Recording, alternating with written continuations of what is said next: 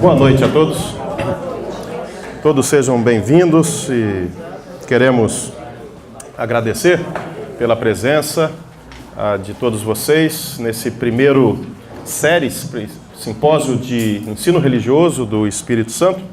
Nossa intenção é promover simpósios e encontros como esses muitas outras vezes, inclusive com a publicação das palestras e de tudo aquilo que vai ser debatido nesses simpósios.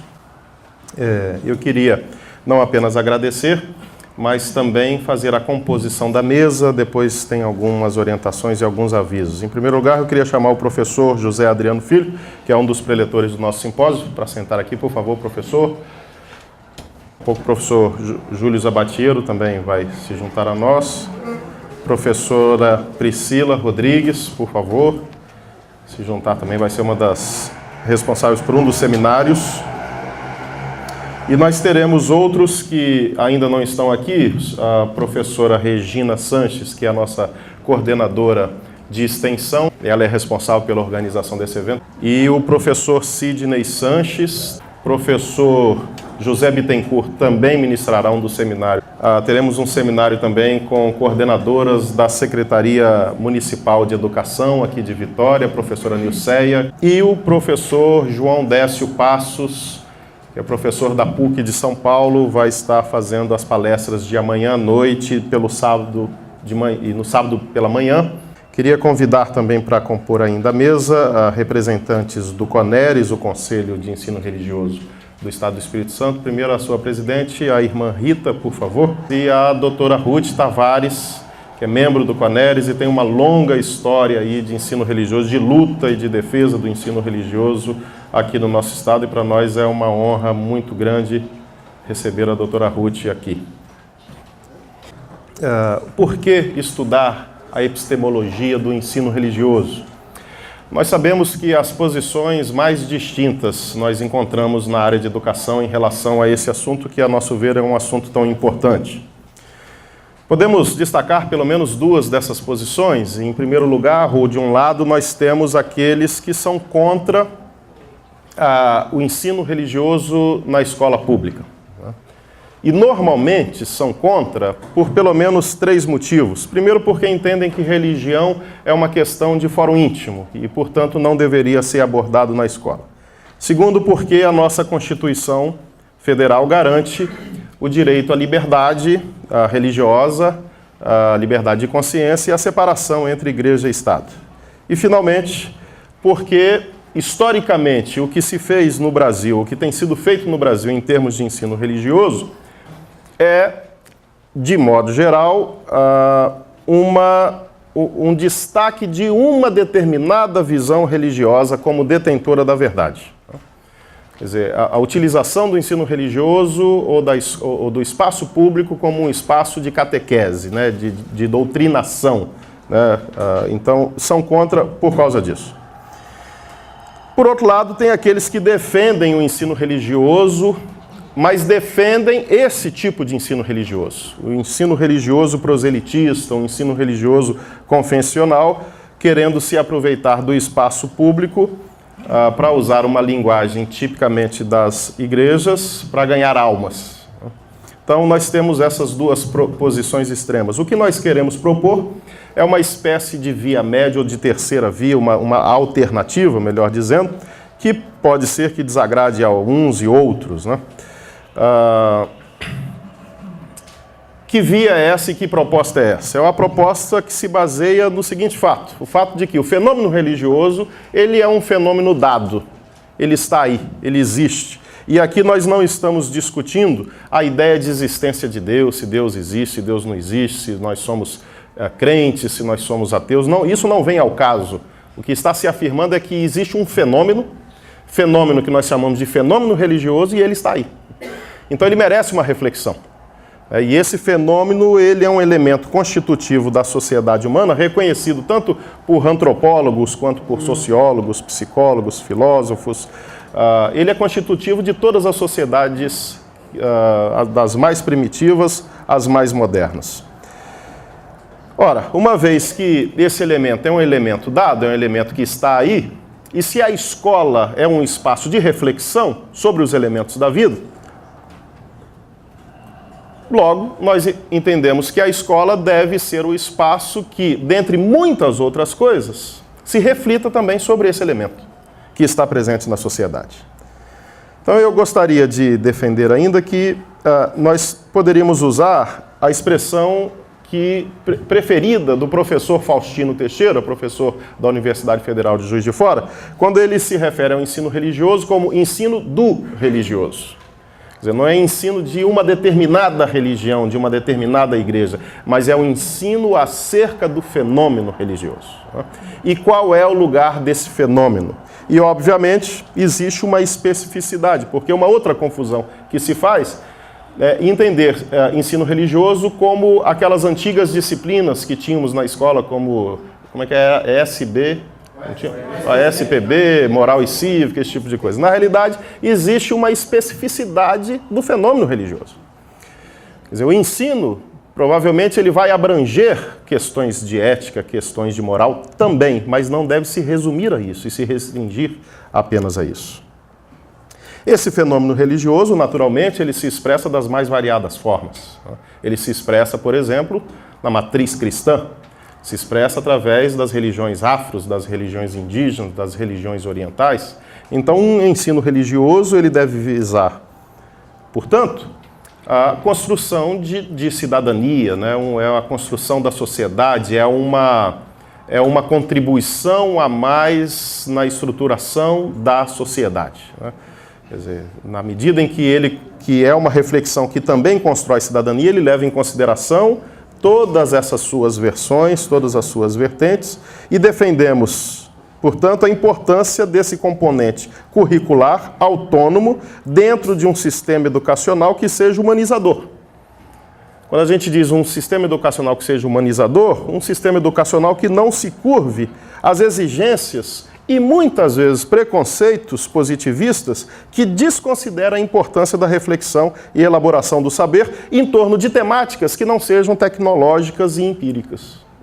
Quer dizer, como a vida não se resume a essas coisas empíricas e tecnológicas, como a vida é muito mais complexa e abrangente do que isso, cabe a reflexão sobre outros temas que não tecnológicos. Um deles, o fenômeno religioso, a questão religiosa. Eu dou essa palavra apenas como uma introdução e como uma provocação, talvez, porque creio que de hoje, a partir da palestra do professor José Adriano, passando pela palestra do professor Júlio Zabatiero, os seminários que teremos amanhã, as comunicações também de trabalhos dos alunos aí da pós-graduação e das palestras do professor João Décio, eu creio que essas questões serão debatidas, divergências vão acontecer, diferenças de opiniões, e é bom que elas surjam, é bom que elas aconteçam.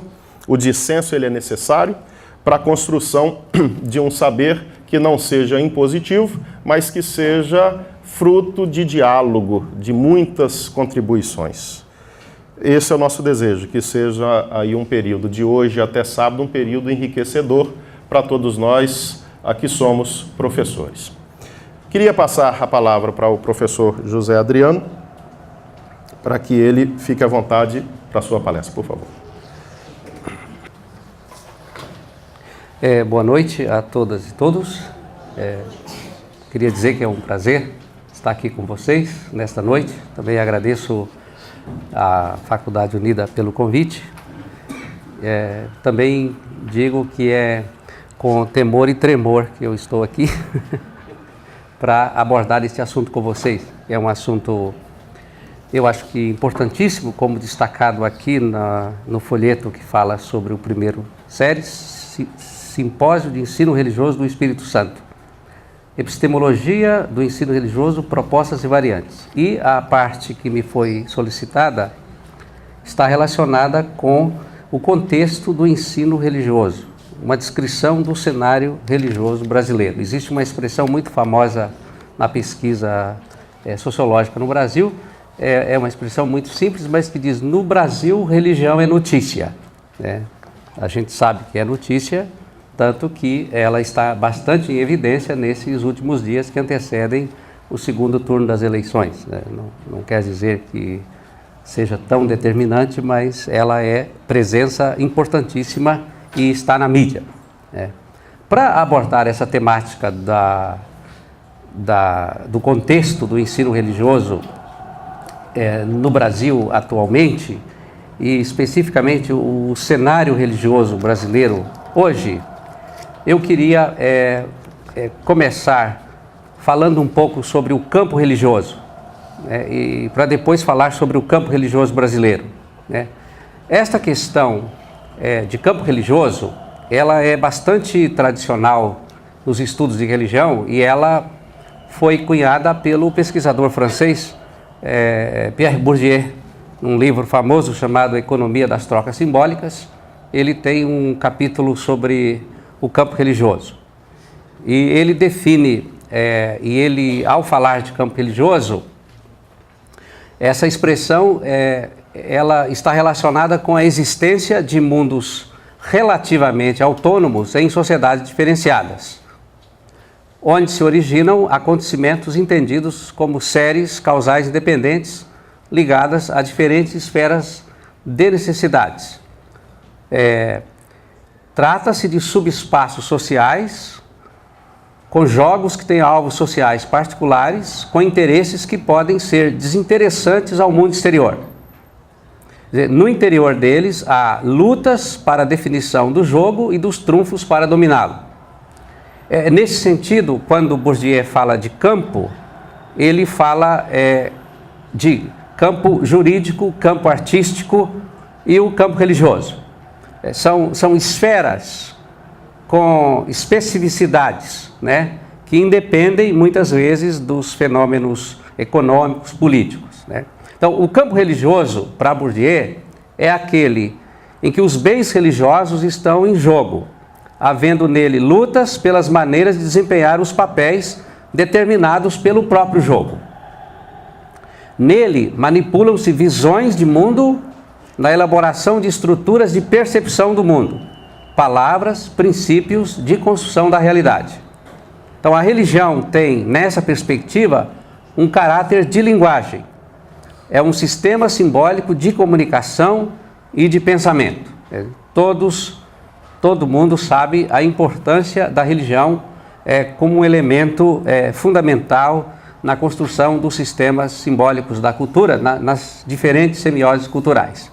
Então, subespaço social de produção e circulação de bens simbólicos religiosos, o campo religioso está, assim, sujeito a regras específicas que o configuram nas práticas. Ele é o conjunto das relações que os agentes religiosos, que Bourdieu chama de especialistas da religião, sacerdotes, profetas e magos, mantêm entre si no atendimento à demanda dos leigos e à produção de sentido religioso para a existência de um grupo. Então, com respeito às especificidades do campo religioso brasileiro, precisamos perguntar pelos processos de formação histórica do campo e de seus hábitos religiosos. Colocar numa perspectiva histórica o fenômeno religioso atual como algo que tem uma autonomia relativa, um subespaço sociocultural que possui sua lógica própria, sua historicidade e que não pode ser reduzido a fenômenos econômicos ou políticos. Então, esta é uma espécie de autonomia do religioso, que foi mencionada há pouco, né? No caso brasileiro, para falar sobre o campo brasileiro, campo religioso no Brasil, é necessário, então, considerar a existência de um espaço de produção e circulação de bens simbólicos religiosos com autonomia relativa em relação aos demais espaços sociais, onde os bens que circulam são de outra natureza. Por exemplo, os bens econômicos, os bens artísticos. Então, uma primeira questão que se coloca é a seguinte: ela está relacionada com o processo de surgimento desse espaço, sua constituição e sua formação histórica. Então, nesse sentido, para a gente compreender a história do campo religioso brasileiro, a gente tem que retornar às etapas de formação deste mesmo campo religioso brasileiro. E um primeiro momento da formação do campo religioso brasileiro se dá no período colonial brasileiro. no Brasil colonial, ocorreu um espaço de hibridização e fluxos de sentido entre a religião católica dos portugueses e as crenças e práticas religiosas dos indígenas e dos africanos. Então, trata-se do resultado, por um lado, da ação relativamente frágil da religião católica oficial. Sabe-se que no período colonial brasileiro, a Igreja Católica majoritária, dominante, ela não tinha condição de atender o Brasil na sua extensão. Então havia, de uma certa forma, embora fosse dominante, né, ela não conseguia, havia uma certa fragilidade nesse sentido, né? Então a presença escassa de sacerdotes no território brasileiro e o regime de padroado que subjugava a igreja à coroa, de certa forma, engessaram a atividade do catolicismo oficial, deixando grande liberdade a inovadoras recriações locais e grupais de práticas e crenças religiosas. Além disso, né, explodiu também a abundância de práticas religiosas. O catolicismo ibérico medieval, repleto de heranças pagãs, a religiosidade doméstica nas residências e capelas privadas, muitas vezes distante do controle de especialistas, os muitos cultos aos santos, enfim, uma curiosa intimidade com o sobrenatural. Os calunduns, né, são as práticas de adivinhação próprias da cultura negra. Existe um livro escrito por uma pessoa que estudou com os jesuítas, mas não chegou a ser jesuíta, publicado em 1728 no Brasil. Ele imagina uma personagem que sai da Bahia e vem até Minas Gerais visitar as minas de ouro. E ele vai se deparando com espaços que ele utiliza para ensinar a doutrina católica de acordo com o modelo tridentino.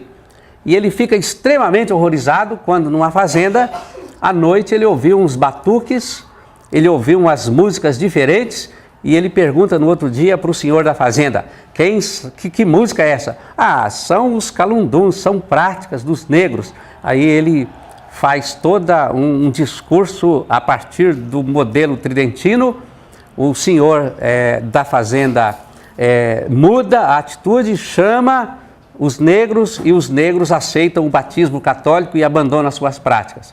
Mas esse é um exemplo de uma tentativa de imposição do modelo tridentino, mas essa não era a prática tradicional no modelo colonial. Na verdade, havia um grande espaço para uma série de cultos de tradição africana, as possessões, os sortilégios, as curas, as festas, às quais os escravos frequentemente recorriam. Quer dizer, num primeiro momento, a gente sabe, o catolicismo forja, e falar de Brasil e catolicismo era praticamente falar a mesma coisa. Mas havia uma flexibilidade muito grande disso aí e um intercâmbio muito grande entre a tradição religiosa católica e as religiões dos africanos e dos indígenas.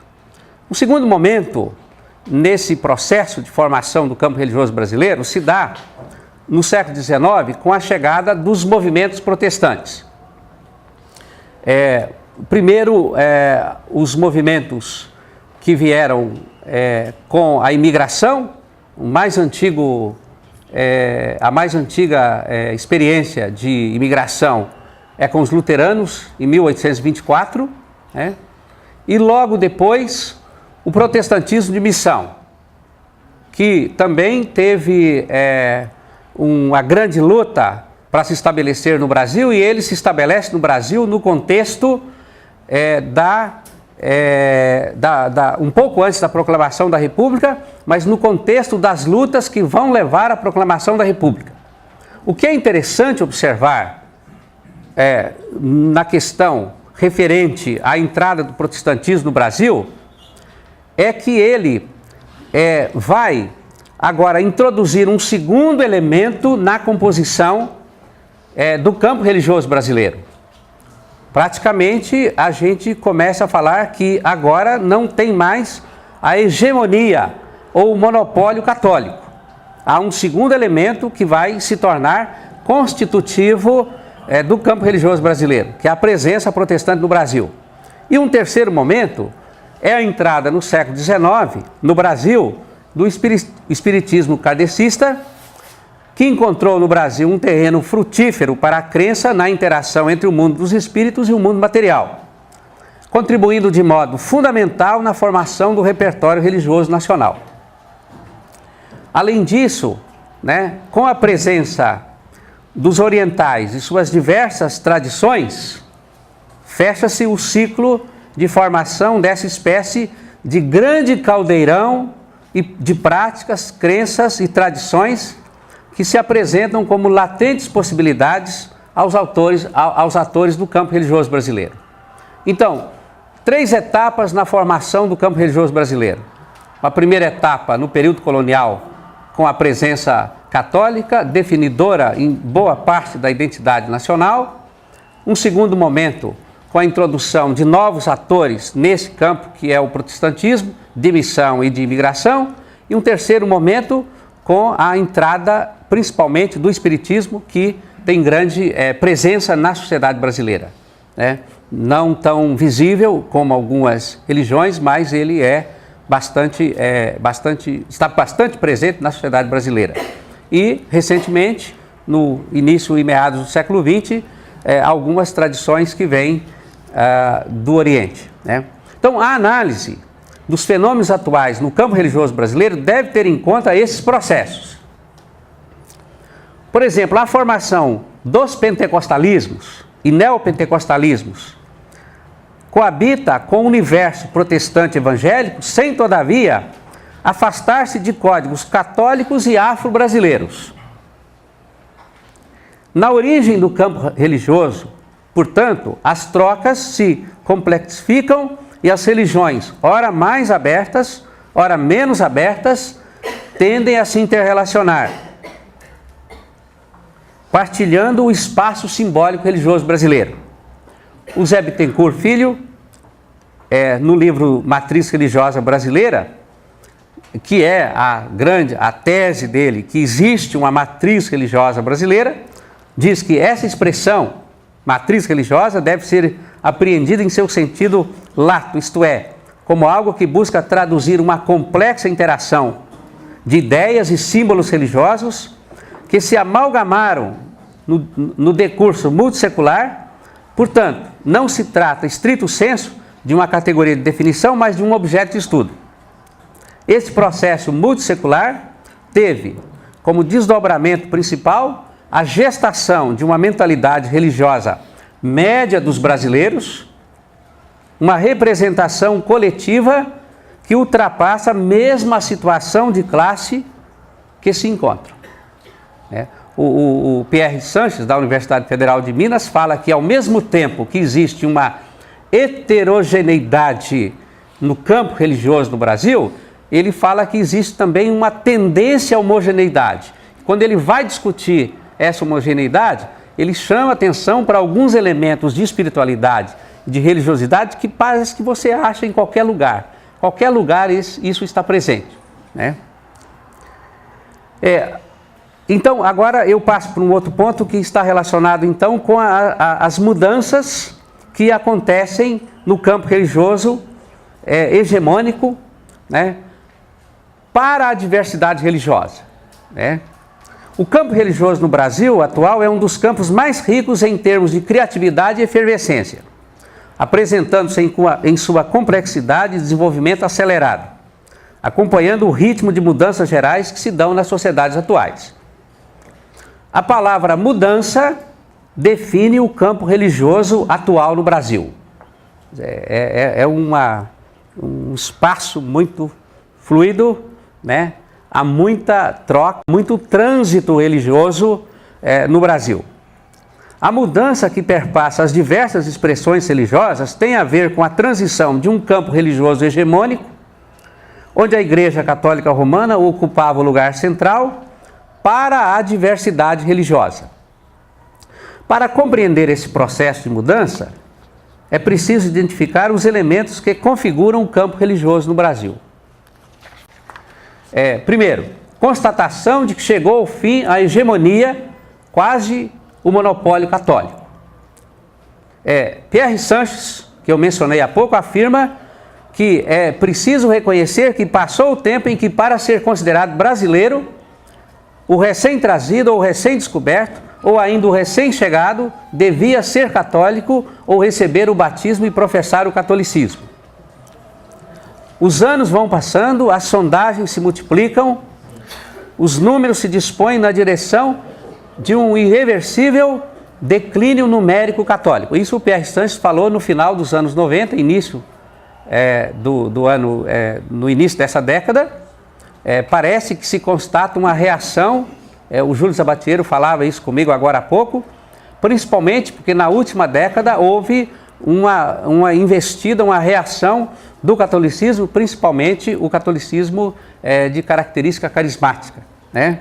Mas só quero dar um exemplo. Em 1980, 88% da população se declarava católica. Em 1991, 80%. Em 1994, 75%. O Rio de Janeiro, ali apenas 59,3% das pessoas se declararam católicas. Então o Rio de Janeiro é considerado a cidade menos católica do Brasil, pelo menos nas pesquisas até final dos anos 90 e início desta década, né? Então esse é um primeiro fator. Não existe mais a hegemonia, né?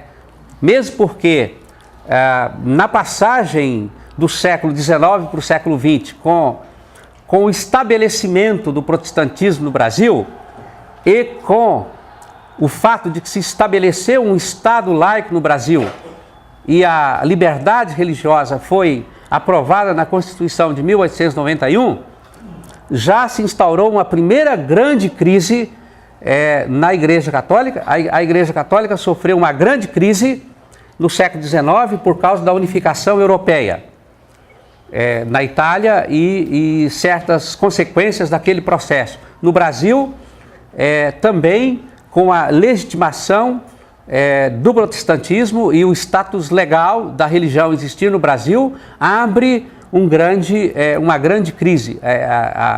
A questão da hegemonia, a Igreja Católica vai se reconfigurar naquele contexto. Há uma polêmica interessante nesse contexto, estudar a troca, a correspondência do pastor presbiteriano independente Eduardo Carlos Pereira com o jesuíta Leonel Franca, né? Porque no contexto de entrada do protestantismo no Brasil há uma agressão mútua dos dois lados. O protestantismo é identificado como uma modernidade que destrói a sociedade e o catolicismo é identificado como algo que tornou não cristã a América Latina, porque trouxe toda uma mentalidade que, do ponto de vista de alguns missionários, era prejudicial ao Brasil. O catolicismo, segundo esses missionários, foi incapaz de tornar cristã a América Latina, que é diferente da proposta de Edimburgo, que eu vejo aqui anunciada, né? Outra coisa, fim do estrangeirismo, do protestantismo de imigração e missão. Os protestantes, quando chegaram no Brasil, definiram a sua identidade em contraste uns com os outros. O presbiteriano não é batista, ele contrasta com o batista, com o congregacional, com o metodista, mas todos contra o catolicismo. Ele se define como anticatólico. Até bem poucos anos atrás, para a maioria dos protestantes, evangelizar era tornar um católico protestante. Isto era parte do ideário. Então, o protestantismo se define contra, né? A identidade dele é forjada. Isso, né, por causa da própria história do protestantismo, né? Porque na sua origem, naqueles processos de avivamento que ocorreram na Europa e Estados Unidos, as identidades em negociação tinham como critério de pertença a adesão pela conversão e vida regrada e pela concordância, pela aceitação de um corpo doutrinário tido como verdadeiro e absoluto, né? Então, a busca pela definição de fronteiras claras em ambos os casos torna-se uma marca também no contexto brasileiro. Só que, no contexto atual, já não existe, esse discurso já não tem mais sustentação, e daqui a pouco eu retomo essa questão e por que isso tem a ver. Outra questão que nós temos que prestar atenção nessa consideração do campo religioso brasileiro é o crescimento acelerado do pentecostalismo, né? Que pode estar se estabilizando, mas de qualquer forma, né? O pentecostalismo é um fenômeno que não é só brasileiro, ele acontece na América Latina, ele acontece na África e ele também acontece hoje em grande escala no sul do Pacífico, né? No Brasil, a expansão pentecostal não é recente, não é episódica, né? Ela já ocorre de forma mais intensa há mais ou menos meio século. A passagem, né, em 1950, o Brasil era 75% rural e 25% urbano. Hoje o Brasil é mais ou menos 80%, 85% urbano e 20% a 15% rural. O pentecostalismo, ele acompanha esse grande processo de urbanização no Brasil. Tem que considerar esses aspectos quando se estuda o pentecostalismo, né? E o pentecostalismo então vai crescer nesse contexto aí, principalmente nos últimos anos. Os censos demográficos do IBGE, eles têm a seguinte trajetória até o ano 2000. 2,% da população brasileira em 1940 era evangélico, 3,4% em 1950, 4% em 1960, 5,2% em 1970, 6,6% em 1980, 9% em 1991 e 15% em 2000, ano em que já se somava 26 milhões de fiéis, né? Hoje, né, calcula-se que, somando os pentecostais e os protestantes históricos no Brasil, cerca de 20% da população brasileira se enquadra aí. Vamos supor que o censo que está aí, os dados já estão sendo colhidos, e quando publicados, se eles apontarem 20%, e se confirmar os 190 milhões de brasileiros, 192 segundo alguns, isso vai representar 38 milhões de pessoas que se enquadram nesse ambiente chamado evangélico ou protestante, né?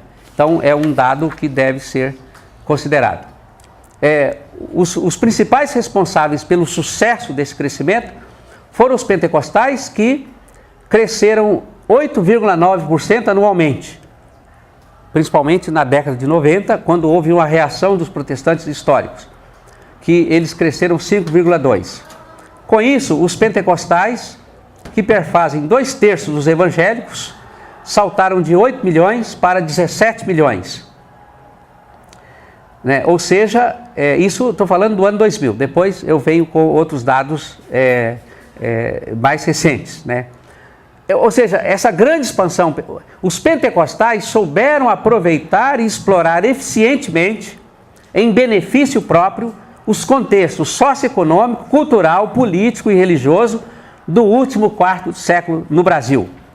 Há também a agudização das crises social e econômica, desemprego, o recrudescimento da violência e da criminalidade, o enfraquecimento da Igreja Católica, reações nos últimos anos, a liberdade e o pluralismo religiosos, a abertura política e a redemocratização do Brasil e a rápida difusão nos meios de comunicação de massa.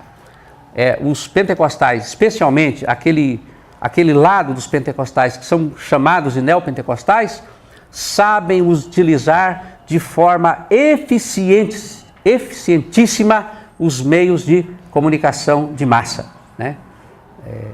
Com muita eficiência, né?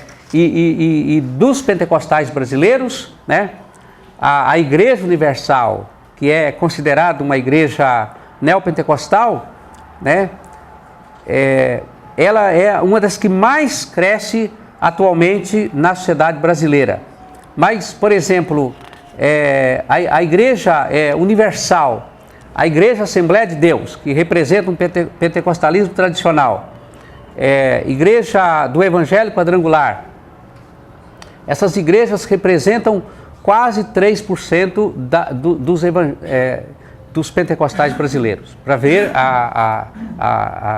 a visibilidade dessas igrejas, a igreja Assembleia de Deus e a Igreja Universal do Reino de Deus, né? A Igreja da Graça de Deus não é tão, numericamente, não é tão grande quanto a Universal, mas são as que mais eficientemente sabem utilizar dos meios de comunicação de massa, né? Então, a gente tem esse terceiro elemento, que é a presença e a visibilidade do pentecostalismo na sociedade brasileira. Outra coisa que nós temos é as religiões afro-brasileiras e o espiritismo, né? O universo das religiões afro-brasileiras tem suas exigências de alinhamento, né? Nessa ótica, vocês sabem que o que aconteceu, o que acontece, por exemplo, com uma religião como o candomblé. Na Bahia, historicamente, ele foi um fenômeno de resistência. Inclusive, formas de linguagem tradicionais, mesmo do Iorubá, né, são preservadas em alguns terreiros na Bahia, né? Até a linguagem é mais tradicional que na África, né? Mas quando o candomblé foi transportado para São Paulo, por exemplo, e no final dos anos, na década de 70 e 80, houve um grande aumento de adeptos do candomblé na cidade de São Paulo. O candomblé já não tinha mais essas particularidades de fenômeno de resistência, mas ele se reinterpretava no sentido de querer ser uma religião universal. Mesmo uma religião como a Umbanda, que é tipicamente brasileira, né? Mais especificamente ela surge no Rio de Janeiro, em Niterói, ela já pressupõe, o candomblé, ela já pressupõe o espiritismo, ela já pressupõe parte do universo das religiões indígenas do Brasil. Então, a Umbanda é, por excelência, uma religião genuinamente brasileira, gestada nesse amplo campo religioso brasileiro e que consegue tocar e que tem um apelo simbólico muito grande dentro desta matriz religiosa brasileira. O espiritismo, embora não se tenha dados, espera-se que com o censo de agora possa ter isso, mas de qualquer forma eu remeto vocês para um professor da Universidade de São Paulo, o Lísias Nogueira Negrão, é uma pessoa que estuda o espiritismo no Brasil, pelo menos para os anos 80 e 90, ele tinha seguro o domínio desses dados.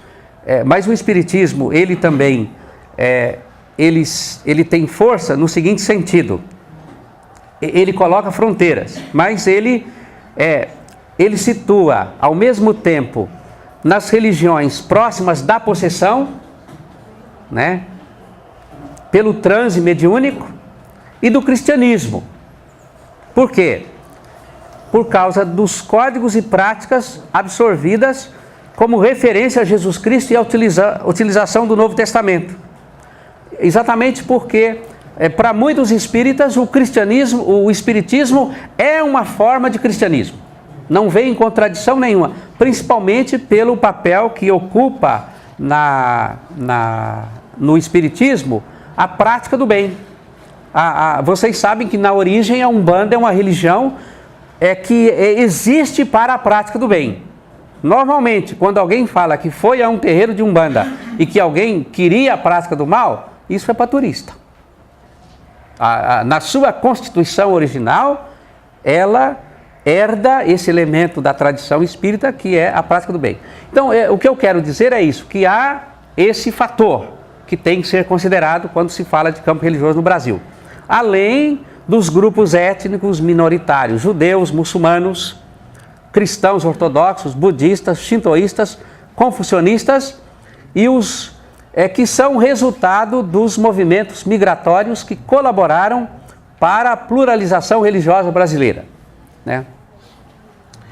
E, finalmente, há um outro fator que tem que ser considerado, que é o crescimento e, ultimamente, o decréscimo, né, do número de pessoas que se dizem sem religião, né? Em 1991, 4,8% das pessoas entrevistadas e do censo falaram que não tinham religião. Em 2000, 7,4%. Parece que hoje há um decréscimo. Há pouco me dizia também o professor Júlio Zabatiero sobre isso. Esse é um fenômeno que tem que ser levado em conta. Pelo menos em setores da intelectualidade brasileira que se dizem que não tem religião, esse fenômeno foi estudado pelo sociólogo carioca Alexandre Brasil Fonseca, que foi professor anteriormente na Universidade de Londrina. Nesse contexto, e considerando também o nosso âmbito de discussão, a gente pode assinalar alguns elementos do campo religioso e da complexidade desse campo religioso no Brasil. Então, primeiro, a crescente preocupação das pessoas com a dimensão religiosa. De um lado, a gente viu profundas mudanças no campo religioso brasileiro, né? E o aparecimento de outras referências e práticas religiosas. De outro, são constatadas profundas mudanças na sociedade que influem na constituição e comportamento dos atores religiosos, pessoas, grupos e instituições que procuram garantir seu espaço. Outro problema, ao analisar o campo religioso brasileiro, a dificuldade em definir o que seja propriamente religioso, já que muitas concepções e práticas que reivindicam o status de religião. Nesse caso, o religioso se torna bastante amplo e difuso para compreender fenômenos nem sempre especificamente religiosos. Como pano de fundo desse campo religioso, é importante considerar o crescimento da preocupação das pessoas com a dimensão religiosa. Quer dizer, ninguém tem coragem de falar contra a religião, nem José Serra e nem Dilma, principalmente por causa dos acontecimentos no primeiro turno das eleições. Agora, a gente vai esperar um comportamento de devoto desses candidatos. Eles vão, como dizia o Maquiavel, o príncipe deve ter uma aparência de religioso. O velho Maquiavel volta à tona, né?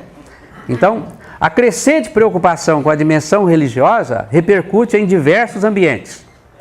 Os próprios meios de comunicação dão destaque a esse quadro. Tanto as igrejas pentecostais e neopentecostais e o movimento de renovação carismática católica encontram espaços na mídia, como também as práticas esotéricas. É necessário esclarecer que a valorização da dimensão religiosa não significa, na maioria das vezes, uma valorização da dimensão institucional da religião. Necessariamente é valorização da dimensão, mas apenas da questão da dimensão religiosa. Ao contrário, a religião da grande instituição, sobretudo no campo religioso brasileiro, apresenta sinais de declínio. Há um grande problema interno nas grandes instituições religiosas. Os seus intelectuais de plantão, né, sejam eles... os seus intelectuais não conseguem articular de forma eficiente a relação de fé dos seus fiéis com esse momento atual vivido na sociedade brasileira. Há uma crise instaurada aí, né? Isso significa que, para analisar o campo religioso brasileiro numa situação de crise, é necessário considerar a crise vivida pelas instituições religiosas e a eventual decadência do religioso propriamente dito. Na situação atual de crise, de certezas e de relativização generalizada de valores e concepções, como um dos desdobramentos da modernidade, há, em contrapartida, uma busca intensa do sentido da vida humana, no âmbito da religião. Tem gente que não quer saber de igreja, mas ele quer buscar um sentido para a sua vida, né? Então, nesse sentido, primeiro, a crise, né? Há uma situação de crise, né? Uma situação de abandono, né? Uma situação de perda de referências, né? Como dizia nos anos 80 o sociólogo Risman, da Sociedade Norte-Americana, a multidão solitária. Nós temos de novo a emergência de uma multidão solitária, né? Essa situação de crise que a própria modernidade não consegue mais dar respostas adequadas aos novos problemas colocados pelos desdobramentos socioculturais. E muitos problemas e desafios surgidos na atualidade ultrapassam as respostas e soluções apresentadas pela modernidade e revelam os limites da mesma. Há uma espécie de esgotamento de um modelo de sociedade desenvolvido na modernidade. Ao pretender negar a tradição, o dogma, o passado, a modernidade instaurou um tempo de incerteza, de provisoriedade, de precariedade que são inquietantes.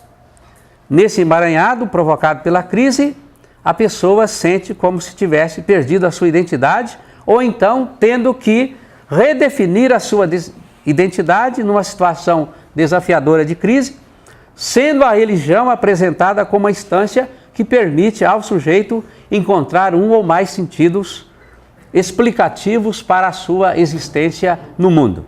Nos anos 80 e 90, a gente utilizava muito os instrumentais marxistas, que eu acho interessante, que conseguem explicar as grandes estruturas, sejam religiosas, econômicas e políticas.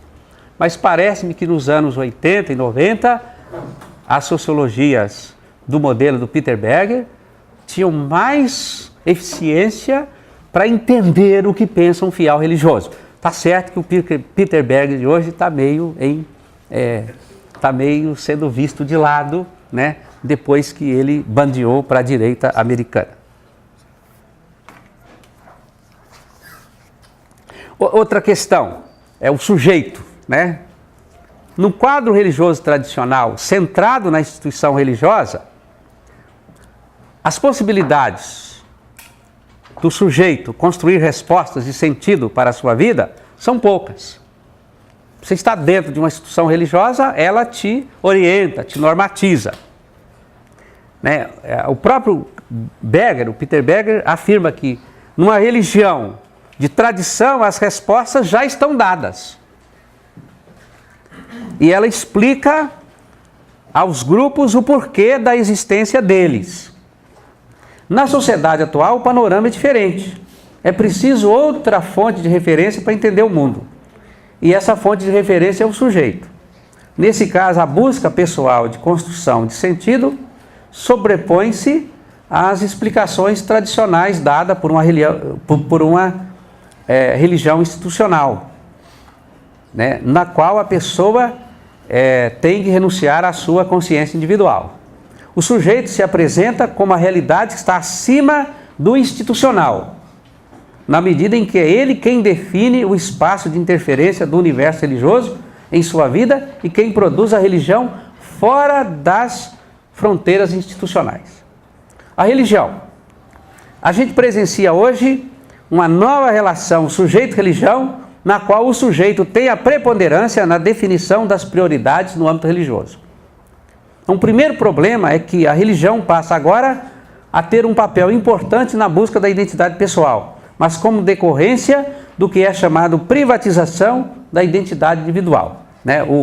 Quem dizia isso era o Antoniazzi, né? No mundo moderno pluralista, é o indivíduo que pode e de algum modo escolhe a sua identidade, determina quem ele é. Dessa forma, é claro que as opções religiosas são marcadas por ativismo, o que poderá inclusive aumentar as chamadas adesões parciais.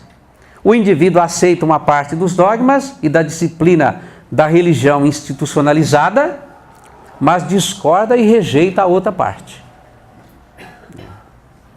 A gente, por exemplo, no âmbito da tradição católica romana, não pode mais voltar ao século XVI, quando a tradição definia o que se devia crer e o fiel não questionava o que se devia crer, ele aceitava aquilo que se devia crer. A autoridade era externa.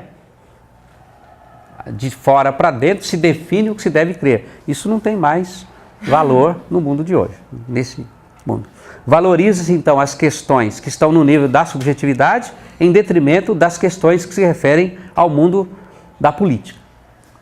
O sistema de sentido, a busca do sentido da vida humana no âmbito da religião é algo em construção e que utiliza vários aspectos da cultura para se expressar, como a arte, o mito, as diferentes formas de espiritualidade.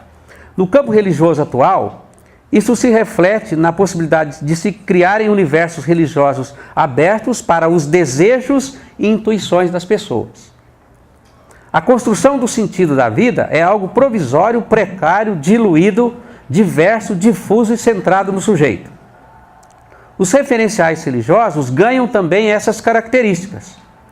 Para a confusão, a religião traz ordem. Se a confusão é a doença que faz a pessoa sofrer diante dos desafios e de uma diversidade de possibilidades, a religião, escolhida ou construída pelo sujeito, traz a cura, traz a tranquilidade.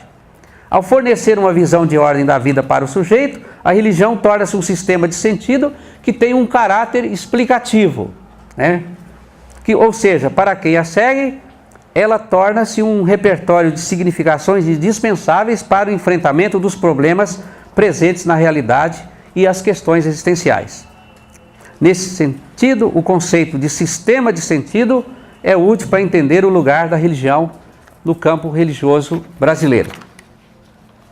E caminhando na direção de uma conclusão desta minha fala, eu queria acentuar ainda uma outra característica, que é a flexibilidade e a dialogicidade. A flexibilidade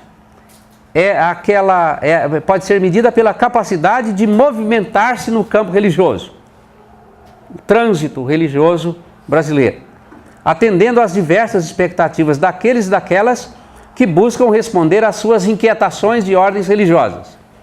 Eu tenho um colega que é pastor, foi pastor numa comunidade na periferia de São Paulo, e ele dizia assim para mim: eu sei que eu não sou pastor daquela comunidade, são vários pastores.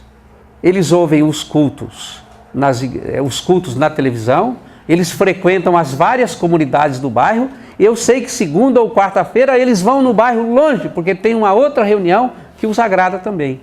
Há um trânsito. Ninguém é mais fiel àquele...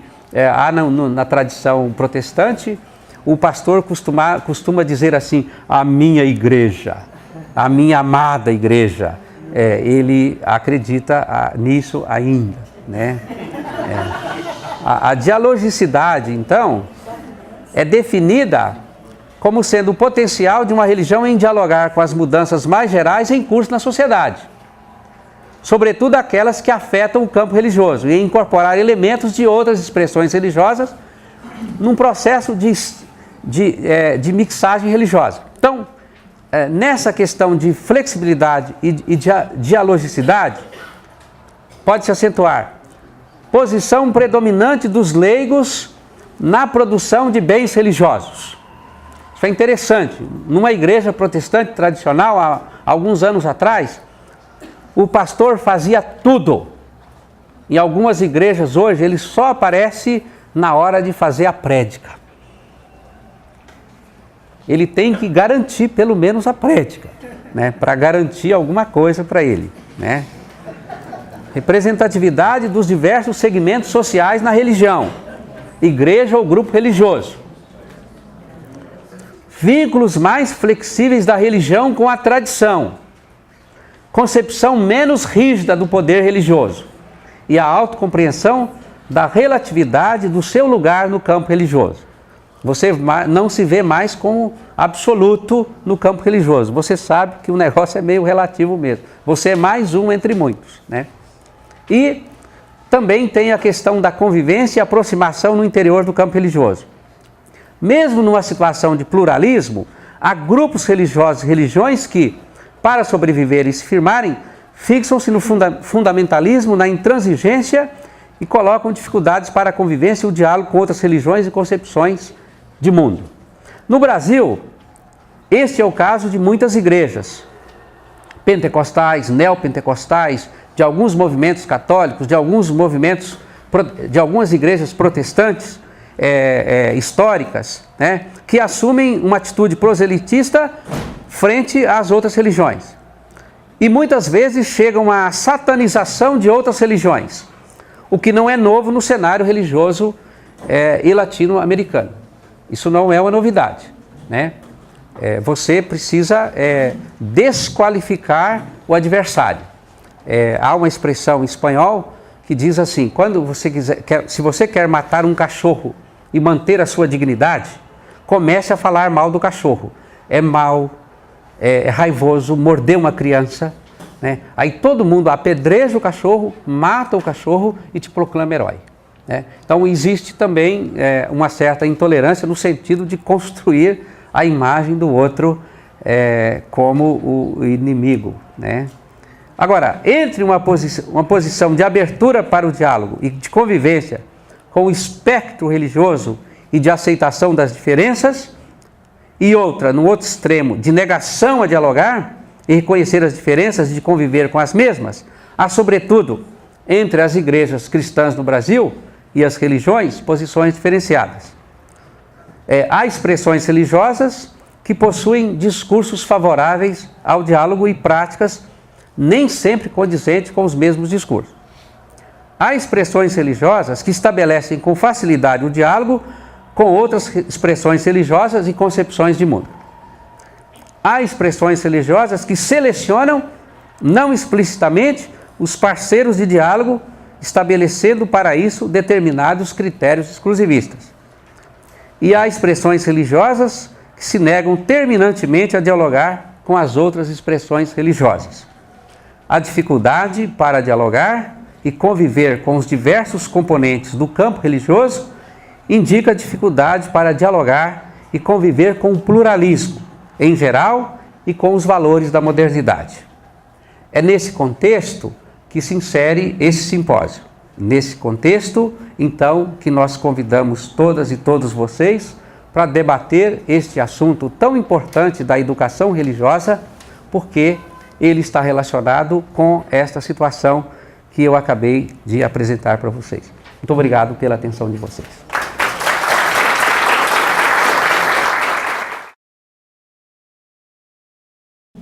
É uma alegria muito grande estar aqui neste momento da abertura do seminário para dizer da existência do CONEGS, né?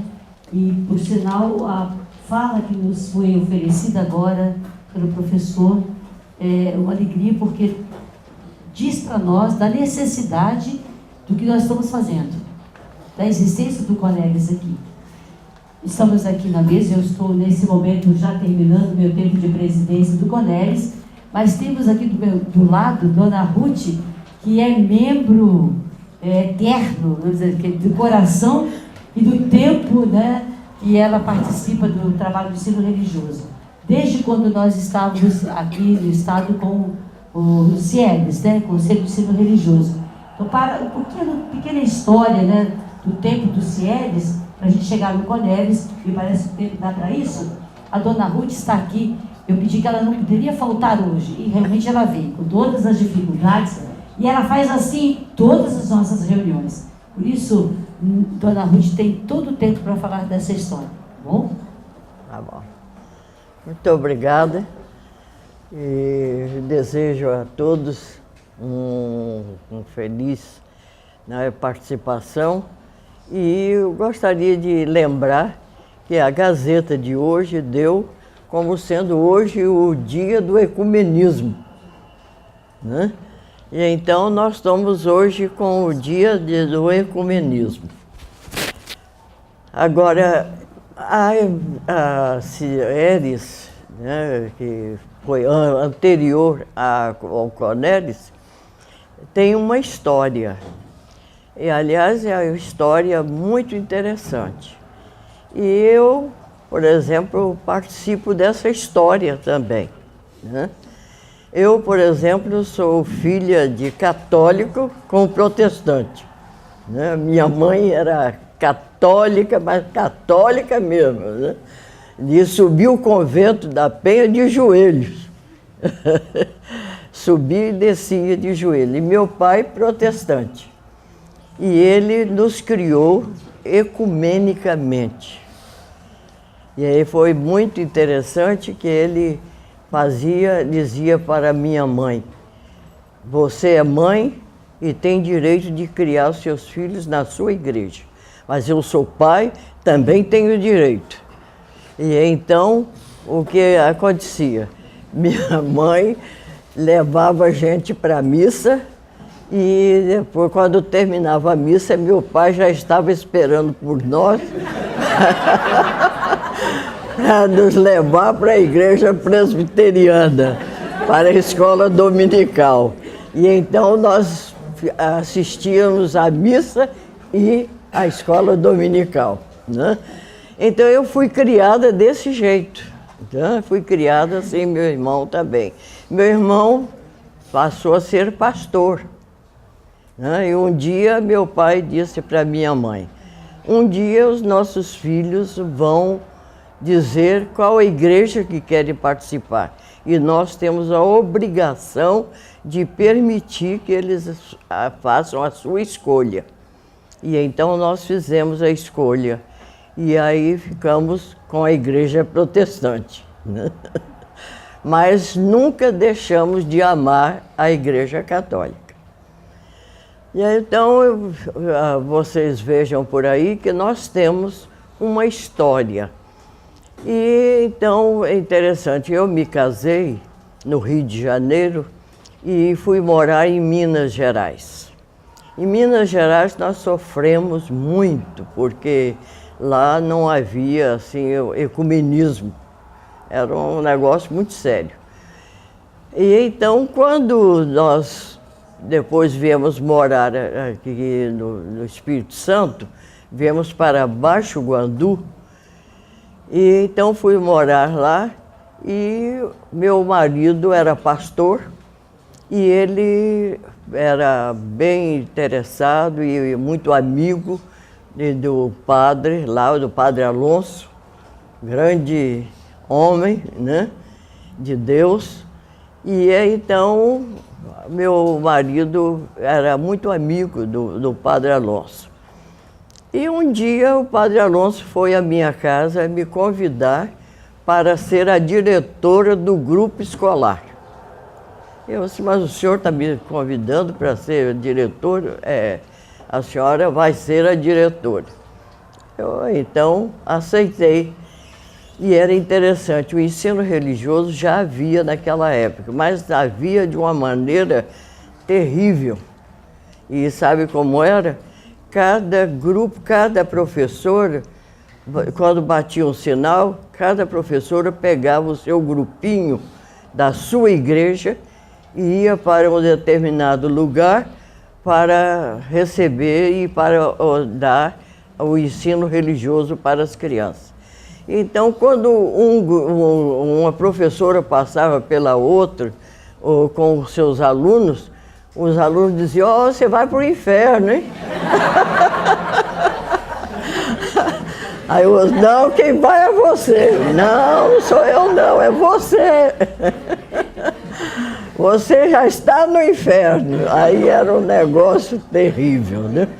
Então era uma briga terrível que havia ali. E então eu falei assim: gente, não é possível uma coisa dessa. Aí então eu chamei o padre Alonso e disse: padre Alonso, nós precisamos conversar. Ou nós acabamos com o ensino religioso, porque está causando muito mal e está educando pessimamente essas crianças. Então, nós estamos criando ódio nessas crianças de um contra o outro. Então, não há razão para a gente permanecer. Ou então, vamos mudar o sistema de ensino. Padre Alonso, então, disse, olha, dona Ruth, a senhora tem todo o direito de fazer como a senhora achar melhor. O senhor está me deixando, então, fazer? A senhora pode fazer. Eu disse, então, nós vamos fazer ecumenicamente. Aí ele, então, disse, não, a senhora pode fazer, não tem problema. E aí, então, nós começamos a fazer o trabalho ecumênico. Então, começamos a trabalhar com os pais, para que os pais entendessem, né? Porque nem sempre os pais entendem muito bem essa questão. E então, nós trabalhamos com os pais, trabalhamos com os professores, para que eles pudessem ensinar as crianças como agir. E assim foi feito. Então, naquela época, o ensino religioso era confessional e muito ligado a cada grupo religioso. Era um negócio terrível, sério.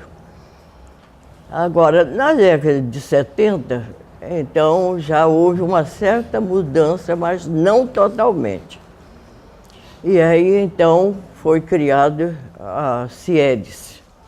A CIERES, naquela época, era uma comissão. Não era um conselho, era uma comissão.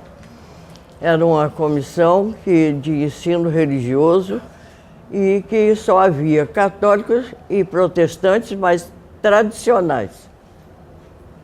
Pentecostais e neopentecostais, isso nem se falava. E parecia até que nem existia, mas havia muitos já naquela época. E então a CIERES começou a fazer um trabalho mais ou menos, né, já foi fazendo um trabalho assim, mais ecumênico. E aí continuou e foi ampliando, foi aumentando. Mas houve uma mudança também no ensino, porque muita gente não estava gostando daquilo, achava que devia ser realmente um conselho para tratar dos assuntos relacionados com o ensino religioso. E aí, então eu tenho aqui a lei, né, que diz o ensino religioso, a lei número 9.475, de 22 de julho de 1997. O presidente da República faz saber que o Congresso Nacional decreta e eu sanciono a seguinte lei. Artigo 1º. Artigo 33 da Lei número 9.394, de 20 de dezembro de 1996, passa a vigorar com a seguinte redação.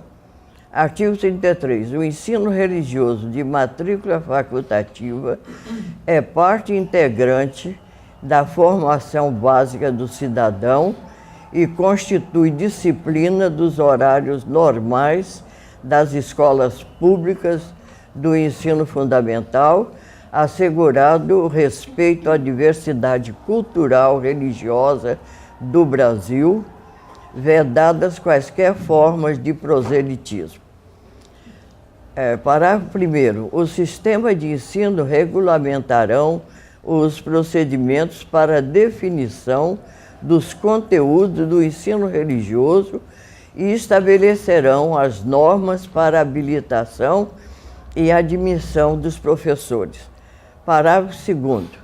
O sistema de ensino ouvirão entidade civil constituídas pelas diferentes denominações religiosas para a definição dos conteúdos do ensino religioso. Esta lei entra em vigor na data da sua publicação. Revogam-se as disposições em contrário. Então, vejam bem, hoje o Conselho de Ensino Religioso, que é chamado CONERES, né? Ele hoje tem uma abertura muito grande. Hoje nós temos, fazendo parte do CONERES, nós temos católicos, protestantes, temos espíritas, temos o movimento afro, né? Então nós temos de todos, os batistas que eram difíceis de entrar, mas hoje estão também, eles já aceitaram e fazem parte. E qualquer outra igreja, né, que queira, nós já falamos com os pentecostais, se quiserem pode entrar, mas até hoje eles não pediram participação. De maneira, se alguém que estiver aqui for de uma dessas igrejas, pode então falar. A Igreja Adventista também nós já falamos, mas até agora também não, a Igreja Adventista não aceitou fazer parte do conselho. Porque é interessante que todas as igrejas participem, porque o ensino religioso não é o ensino da sua religião, não é o ensino de uma religião, né? Mas é o ensino das religiões. Como o nosso amigo fez aí o trabalho muito bom e mostrando os defeitos e os erros, né, que sempre tivemos, mas que podem ser mudados. De maneira que esta é a questão do ensino religioso no Estado e no Brasil. Algumas cidades ainda não aceitaram essa questão ecumênica. Muita gente não aceita ainda hoje, há muita gente que não aceita ainda o ecumenismo. Acha que não, mas esquece que Jesus Cristo foi um ecumênico. Ele viveu no meio de todo mundo, ele não tinha preconceitos. E nós somos preconceituosos. Então nós precisamos ter cuidado, porque a gente precisa trabalhar com todos. E precisamos amar a todos. E então a gente sempre tem que observar que eu e o outro. Eu só posso amar o outro quando eu me amo. Se eu não me amo, eu não posso amar o outro, né? Então nós temos que entender isto. Eu tenho um poema que até eu tinha trazido, mas esqueci de trazer para aqui para a mesa. Eu tenho um que eu fiz, diz lá, eu versus tu igual a nós. Então, nós temos que amar a gente, e para poder me amar, eu tenho que amar o outro. Se eu não me amo, como é que eu posso amar o outro? E se eu amo o outro, eu tenho que me amar também. Eu vou ver se eu tenho aqui e vou ler para vocês aqui. Diz assim, eu versus tu igual a nós. Eu, o que sou? Sou gente que fala, vê e sente.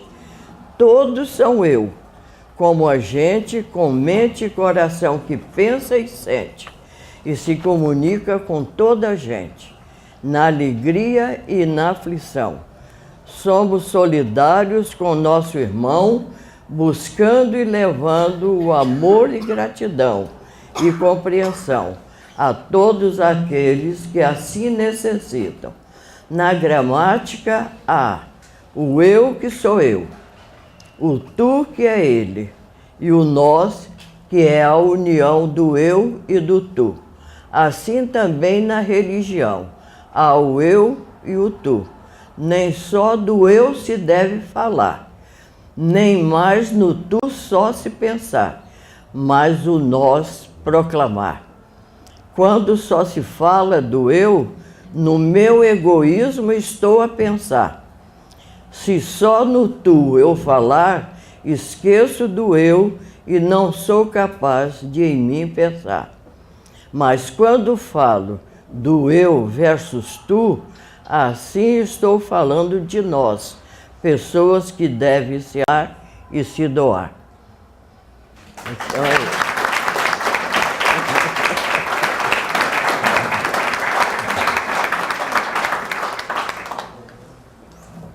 Bem, veja como ela não podia fazer falta aqui hoje, né? O ensino religioso aqui do Estado, ele recebeu a sua resolução de 2009, onde a gente nós participamos, conseguimos acertar algumas coisas na hora de regulamentar, mas algumas coisas nós não conseguimos. Gostaríamos, por exemplo, que já tivéssemos terminado já no Estado professor que não tivesse a carga horária de formação suficiente para dar o ensino religioso. Ainda deixar uma brecha, parece que não vamos permitir mais para o ano que vem. Que tenhamos professores formados dentro de 360 horas, né? Que não se tenha curso à distância de qualquer jeito. Nós sabemos de curso à distância de ensino religioso, aliás, da ciência, da religião, mas que tem um controle grande do trabalho, né, no acompanhamento. E nós temos até algumas faculdades que estão dando ensino religioso, como a FTU, está regulamentado, já formou quantas turmas? 5 turmas, né? A UFES, a nossa Universidade Federal, também no início ela conseguiu trabalhar formando professores. Hoje ela está lá com as suas dificuldades, até a gente conseguir alcançar o que outras universidades já estão fazendo fora do estado, né? Que estão fazendo formação muito boas, né? Qual é o órgão que, vamos dizer assim, vai puxando o ensino religioso, ou melhor, o ensino interreligioso, né? É o FONAPER, que a nível nacional, ele direciona os nossos passos, vamos dizer assim. Agora eu acabei de participar do seminário, o 10º seminário de ensino religioso, que foi em João Pessoa. Muito interessante. Por que nós escolhemos João Pessoa no encontro anterior? Porque João Pessoa tem uma universidade que forma os seus professores, já faz pós-graduação, assumiu a pós-graduação, e já estão no doutorado, se preparando para o doutorado.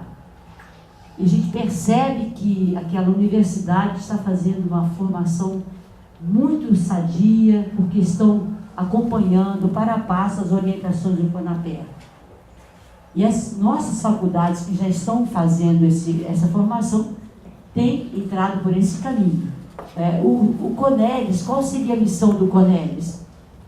Perceber quais as universidades, quais as faculdades que querem fazer oferecer esse curso, e nós darmos a nossa contribuição de perceber se todo o programa que ela tem nas mãos está de acordo com o que nós temos de orientação, que são os parâmetros curriculares, né? Eu achei ótimo que foram oferecidos jornais, né, dos professores que gostariam de ter maior informação. A revista Diálogo também é um material que as Paulinas oferecem, mas nós temos a questão legal primeiro, né? Nós não podemos simplesmente pegar qualquer revista, qualquer jornal e começar a distribuir conteúdo, não. Nós temos um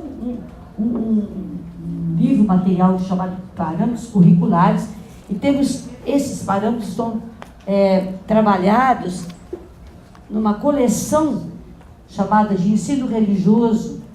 Tem, se não me engano, são 20, eu só trouxe 2 aqui, né? Cadernos que dão toda uma base para que se possa formar os nossos professores. Eu não estou dizendo aqui que vocês vão ser professores, né? Talvez alguns sim, mas pelo menos nós que estamos na frente do trabalho, né? Nós que estamos dentro de igrejas evangélicas ou católicas, né? Precisamos dessas informações mais corretamente possíveis. Por quê? Para podermos ajudar aqueles que querem ser professores. Agora há pouco, alguém se aproximava e perguntava como ela faria para entrar nesse trabalho, né? Quando a gente saiu, terminamos lá em João Pessoa, o seminário, ali está minha companheira, a Maria Lina, que faz parte do trabalho lá na Universidade dos Direitos Humanos. E o seminário contava exatamente com o ensino religioso e direitos humanos. E ela foi, pela universidade, foi participar. Nós, no término lá do nosso seminário, fomos para uma celebração. E a gente procurou qual era a igreja mais próxima de onde a gente estava, na cidade, no centro da cidade. A católica que apareceu mais próxima. Disseram que tinha uma batista muito bonita, mas tinha que pegar ônibus e tal. Aí, e o tempo não dava. Aí, eu vou para a igreja católica, eu disse para ali. Mas eu também vou. Chegamos lá na porta da igreja. É bom a gente contar os fatos que acontecem nas nossas vidas, porque a Dona Ruth brilhantemente começou bem a fala dela com fatos da vida, né? E fatos da vida falam forte para a gente, né? A vida que precisa um pouco ser olhada para a gente entender tudo que o professor acabou de dizer para a gente aqui na sua palestra inicial. Aí chegamos na porta da igreja, estava lá o padre que ia começar a celebração. Eu nunca vim por aqui, né? Falei, padre, nós somos lá do Espírito Santo, viemos para tal atividade aqui, encerrou-se ontem, e hoje não podemos viajar, viemos a celebração aqui. Oh, muito bem, no final a senhora fala para a gente. No final, eu pensei até que ele fosse se lembrar tantos avisos, não sei se na sua igreja dá tanto aviso, mas na católica tem dia que dispara aviso, né?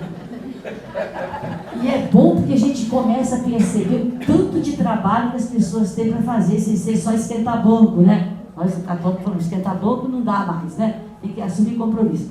Bom, mas ele se lembrou e nos chamou à frente, onde a gente pôde colocar para toda a Assembleia o que nós tínhamos feito lá e o que a gente faz no nosso estado aqui. Terminada a nossa fala, todo mundo bateu palma, porque a gente estava assim, todo mundo bateu palma. Inclusive, quando a Maria Lina falou, mais ainda bateram palma, né? Porque uma batista dentro da igreja católica, que negócio é esse, né? E o teto não caiu, né? Quando saímos da porta da igreja, eu falo mais atrás, chegou uma moça, igualzinho você. Como eu faço para me formar para ser professora para o ensino religioso? Vai para a sua universidade, porque aqui tem o que nós lá no Estado do Espírito Santo não conseguimos direito ainda, né? Conseguimos um tempo e agora perdemos aquilo que nós já conseguimos. Aí demos a orientação a ela. Rapidamente chegou um casal. Quem? A sobrinha do Dom Luiz Fernandes, que para quem esteve aqui os tempos idos, né? O Luiz Fernandes é um bispo que eminentemente ecumênico, né? Que nós comemoramos até poucos dias aí no Palácio do Governo. Foi dada uma honra ao mérito, né, pelo trabalho que ele fez aqui na Arquidiocese. A irmã dele tinha vindo de Governador Valadares, se hospedou na nossa casa. E eu tive o prazer de falar com a família que a gente tinha estado com a irmã e que o evento tinha acontecido exatamente bem próximo da nossa casa. Veja como que essa ligação, né, de gente com gente, independente da sua denominação religiosa, é o bastante para a gente ser feliz e fazer o mundo ser melhor. Eu digo isso porque o Fonapé, ele faz esse trabalho muito bem feito. E a gente gostaria que nenhum município do Estado, do Espírito Santo, estivesse fora dos trabalhos de ensino religioso. Cariacica, assim que o Helder tomou posse, e a Célia lá começou a administrar a questão da educação, fez o trabalho de selecionar os professores, mas não selecionou para o ensino religioso. E imediatamente os telefones lá de casa me deixaram doido, né? O pastor foi lá, mas eu tenho o curso de teologia, Eu posso, eu tenho condições de dar ensino religioso. Meu irmão, você não pode. Nem eu posso. Nem eu que sou do Conélis posso. Porque o curso de teologia é para a sua igreja, para a minha igreja. Para o ensino religioso é um outro curso que se faz.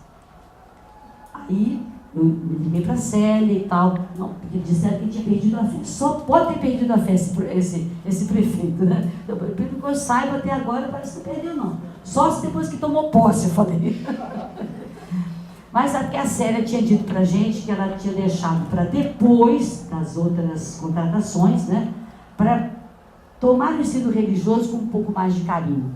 Aí nós todos fomos lá, nós do Conélis estivemos lá, conversamos, explicamos, juntos criamos o edital para fazer a chamada e as contratações. Por isso a coisa funcionou desde o começo, bem pelo menos nessa última gestão. O município de Vitória começou a querer fazer, mas sem fazer. Você tem alguém no município de Vitória aqui, que é professor? Opa, tá, muito bem. Mas no ano passado, a Terezinha Cravo, para a sorte, né, nos acompanhou a Goiânia para um congresso que nós tivemos lá. E ela entendeu aquilo que a gente aqui falava nas nossas visitas ao município, que não podia ser do jeito que estava se fazendo. Porque o que estava se fazendo era chamar alguém da igreja batista e falar lá do batista, falar alguém da igreja católica, falar alguém do espiritismo. E os professores se achavam no direito de dar aula de ensino religioso. Não é assim. Uma universidade, uma escola capaz, né, de formar os seus professores é que pode fazer essa formação. O que aconteceu? Agora a Prefeitura de Vitória já fechou aqui com, né, Vanderlei, e eu fiquei muito feliz, liguei para a Prefeitura, liguei para a Terezinha, parabenizei o prefeito João Coser por essa capacidade. Aproveitaram os encontros que já tinham dado para os professores e já vão complementando a carga horária para que eles possam ser professores não só na Prefeitura de Vitória, mas em qualquer lugar que estiverem, porque o curso é válido para qualquer lugar. E seria um absurdo que eles ficassem oferecendo algumas coisas para os seus professores que são serviços para a Prefeitura de Vitória, que nem daria aquilo que seria necessário. Então, uma coisa que às vezes faz confusão para o nosso professorado é que pensa que o Conélis é que prepara os professores. Não, o Conélis não tem essa missão. O Conélis tem a missão de perceber se a Secretaria Municipal do Estado, do Espírito Santo, está oferecendo ensino religioso a todos os alunos. Aqui, ó. Pois é, ela tem a sua resolução e nós acompanhamos. Encontramos absurdos assim. Vamos oferecer o ensino religioso e quem é que quer? Alguém interessado, muito interessado em fazer as economias do seu município, né? Não sei quem, né? Você imagina. Nem que seja o Caixa Forte, tá? Quem queria, né? E induzia as pessoas a não quererem o ensino religioso. Por Deus, é uma lei. Eu não posso burlar a lei. Qualquer lei burlada merece o quê? Punição. Punição. Então, a gente começou a perceber isso. E acompanhar, e orientar, e dizer para o Estado que não se podia fazer essa linguagem, quem quisesse, assim, chamar os pais, dizer como que era o ensino religioso, para que depois as crianças, os jovens, né, se inscrevessem e assumissem. Mês passado, a Secretaria de Educação tem uma pessoa lá dentro que ela me respondeu que não poderia estar hoje, porque ela está no norte do estado ou no sul, um dos dois extremos do estado, acompanhando o trabalho que ela faz. Convidou para uma apresentação de como estava o ensino religioso nos diferentes lugares do estado, que é da Secretaria de Educação. E ela trouxe não só a pedagoga da escola, mas também trouxe um professor de ensino religioso. E eles colocaram para nós como que estava sendo dado. Uma escola resolveu chamar o pai para assistir à aula de ensino religioso. E era um pai exatamente que não aceitava o ensino religioso, porque achava que ia ser proselitista, e não pode ser, que achava que ia ser fundamentalista, que não pode ser, que achava que deveria ser catequese, que não pode ser. Então esse pai entrou na sala, assistiu à aula e no final disse assim: por favor, inscreva minha filha, porque é esse ensino religioso que nós queremos. Então qual é o ensino religioso que o CONES, que o FONAPEG, o Brasil inteiro quer que se faça? É o ensino das religiões.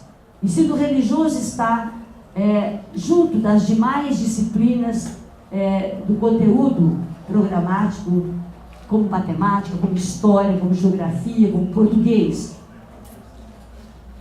Se eles têm direito dessas disciplinas, o ensino religioso está nesse mesmo contexto, nós não podemos deixar que ele seja dado como um apêndice na escola, mas tem que ser dado para o conhecimento das religiões.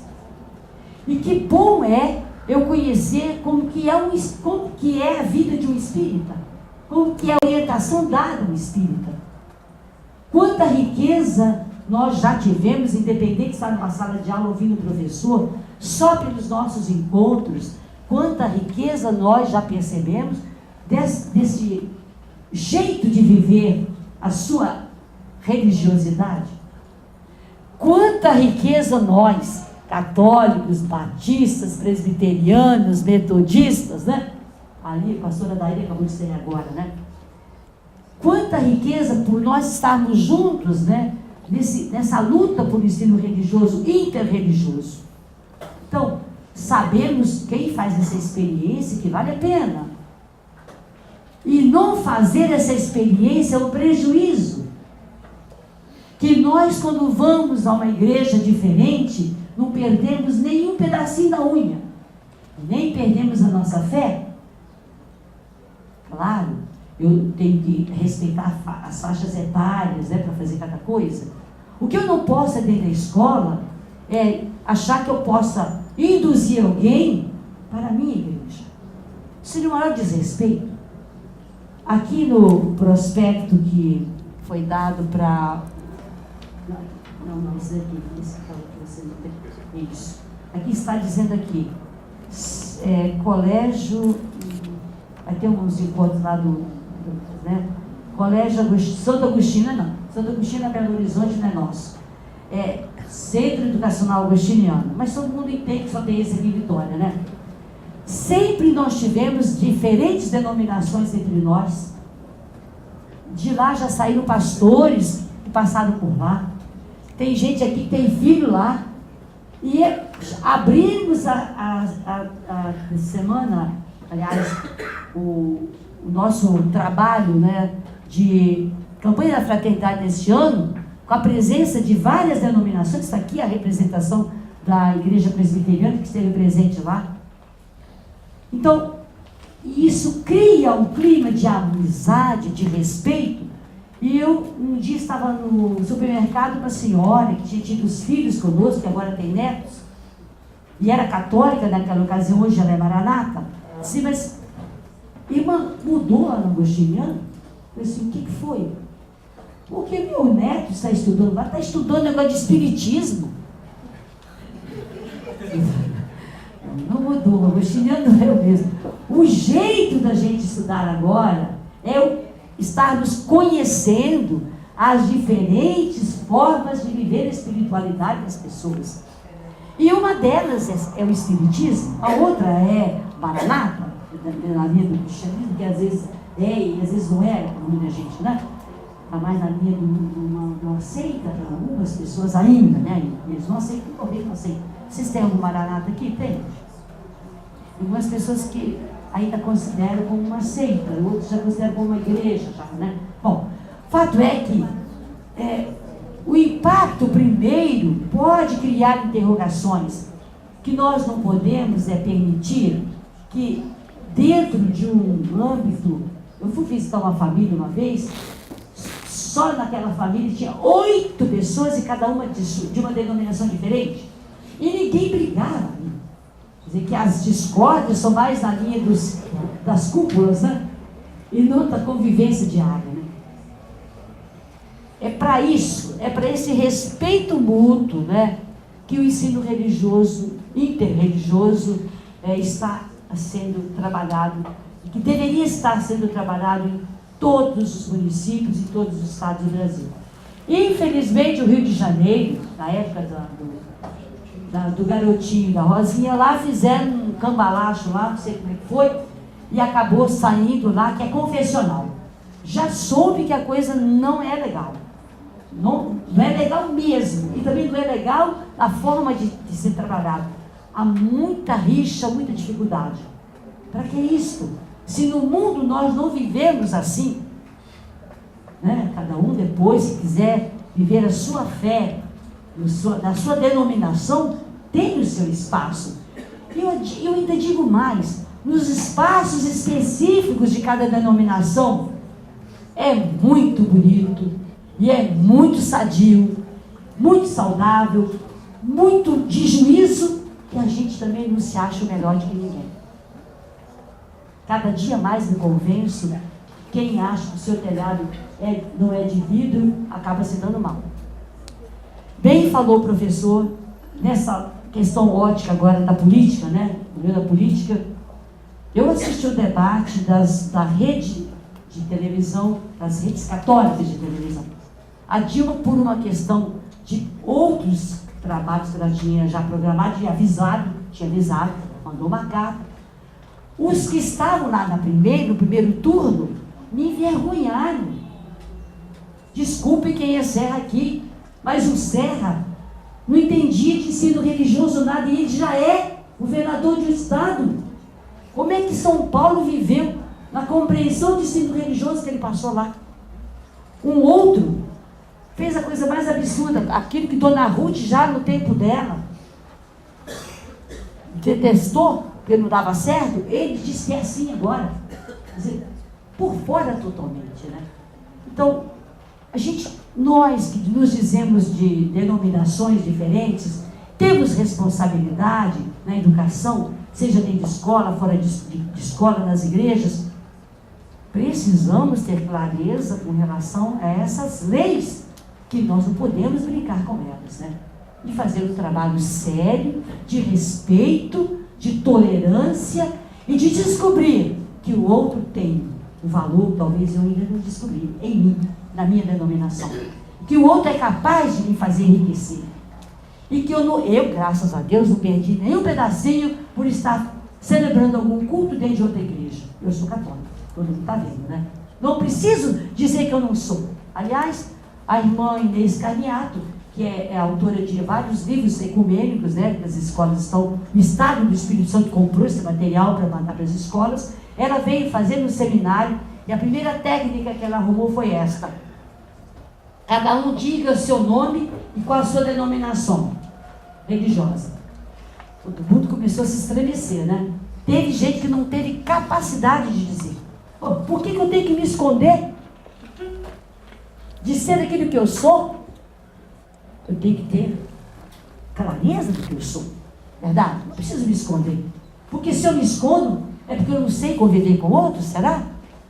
Não preciso me esconder. Eu preciso, sim, de acolher o diferente com a sua riqueza.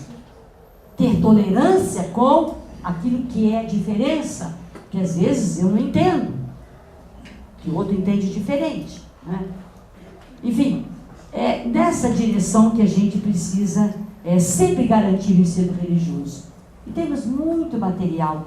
Agora, no seminário, 10º seminário que tivemos lá em João Pessoa, o FONAPER festejou, comemorou conosco, os seminaristas, estávamos lá, o 15º aniversário da sua existência. Então, são já 15 anos fazendo esse trabalho bonito para todo o Brasil.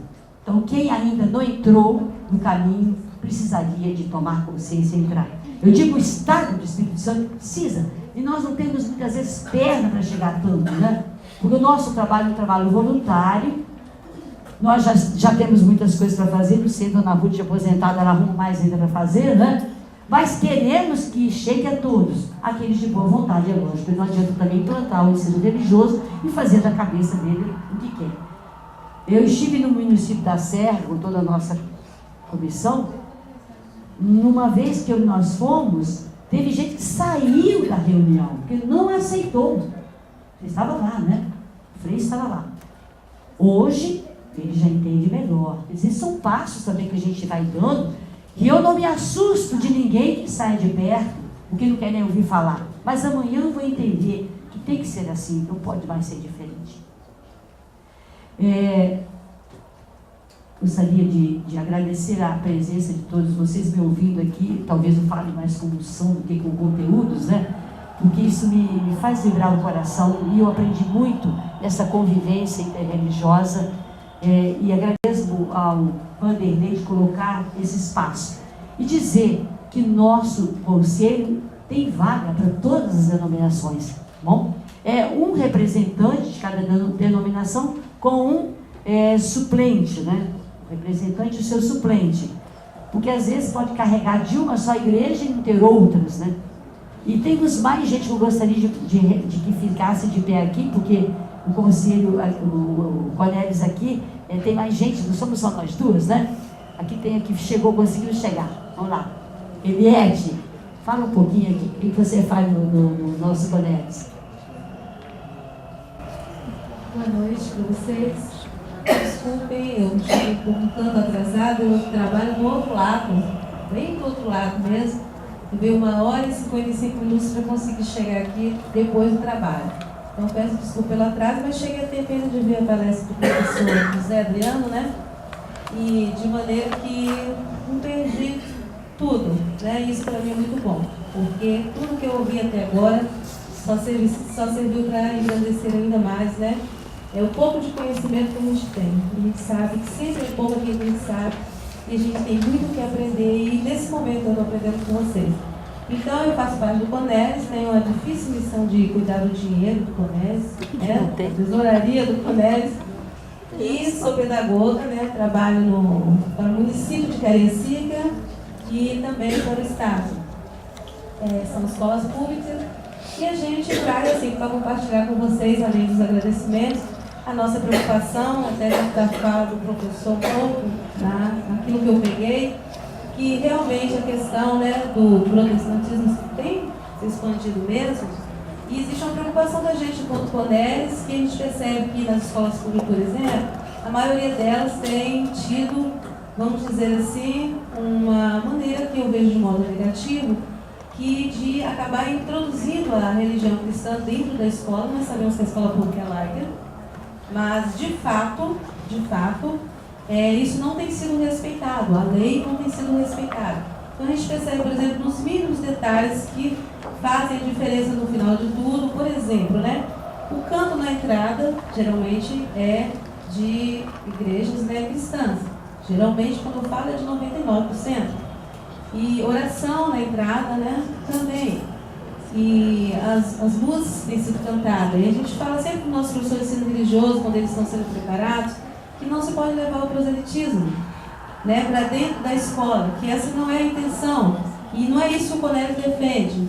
E a gente percebe que muitos professores têm essa tendência de continuar fazendo isso, mesmo aqueles que passam por curso de preparações. E isso nos preocupa muito, porque essa não é a intenção. A intenção do ensino religioso hoje é o que a irmã Rita colocou, e principalmente o que a gente tem que lembrar, que é levar o respeito ao outro, a questão da ética, da moral que se perdeu, dos valores familiares. Então é muito mais rico do que tudo isso, né?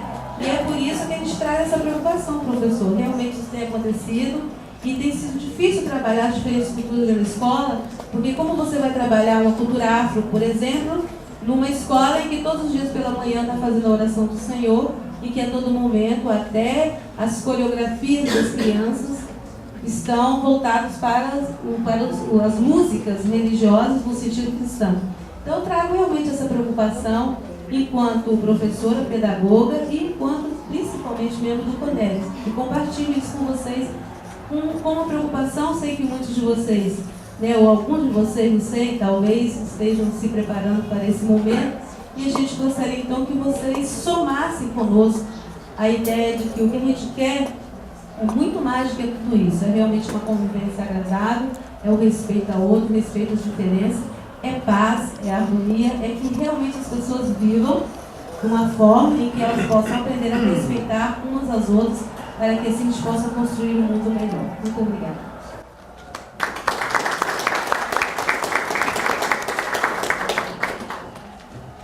Então, a gente mais uma vez agradece a vocês, esta mesa bonita aqui, a cada um que nos acompanhou também nesse trabalho, ao Vanderlei, que tem sempre nos oferecido apoio e, ao mesmo tempo, conosco vai buscando soluções, né? A gente fica muito feliz porque quando procura um curso de ensino religioso, eu tenho certeza que aqui os professores vão encontrar. E o Estado não contrata professor, mas se não tiver o curso. Isso é fato consumal, né? Então, muito obrigado. Que esse simpósio, primeiro, marque realmente a nossa história em relação ao interreligioso.